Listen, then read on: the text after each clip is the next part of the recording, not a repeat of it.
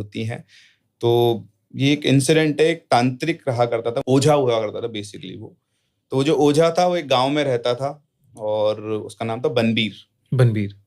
तो जो बनबीर था वो मतलब बढ़िया 6 साढ़े 6 फुट अक्षय भाई की हाइट का था बिल्कुल। हाँ। और बिल्कुल ये बिल्ड था। हाँ। और बढ़िया उस गांव के अंदर तन अक्षय भाई बोला मेरे को ही पकड़ रहे हैं ये। कंपेयर भी किया था। नहीं बिल्कुल उनकी हाइट बिल्ड बिल्कुल ऐसी ही थी। तो तांत्रिक साधना वो किया करते थे लेकिन उसका गलत यूज नहीं करते थे। मतलब जनरली गांव वालों को जब भी कोई प्रॉब्लम होती थी उन्हीं के पास आते थे और उनसे आके इलाज करवाते थे और वो भी इलाज किया करते। लेकिन उनका स्वभाव बहुत रूड था।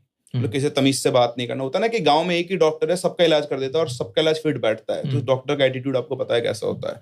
तो सेम उनका ऐसा एटीट्यूड था कि सीधे मुंह बात नहीं करते थे। गांव के लोग भी उनसे डरते थे।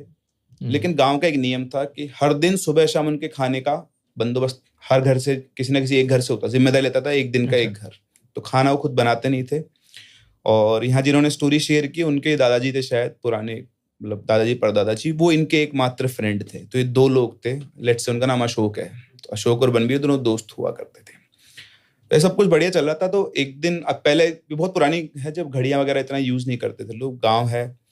तो रात के टाइम बनबीर की आंख खुलती है तो उसे लगता है कि मतलब सुबह हो गई। पहले गांव में 3-4 बजे लोग उठ ही जाया करते, 4 बजे के आसपास। तो उसे लगा कि सुबह हो गई है, उसको ध्यान नहीं था, बोध नहीं था समय का। तो वो उठा और फ्रेश होने के लिए खेतों की तरफ जाते थे। तो जिधर ही जाते थे उधर बागान थे आम के पेड़ हुआ करते थे वहां पे। तो फ्रेश फ्रेश होके वापस आ रहे थे। जब वापस आ रहे थे जैसे वो गुजरे बागान के पास से तो उन्हें आम गिरने की आवाज आई कि बहुत सारे आम गिर रहे हैं। तो लगा बढ़िया, सुबह सुबह आम गिर रहे हैं, इकट्ठे करके ले चलता हूँ।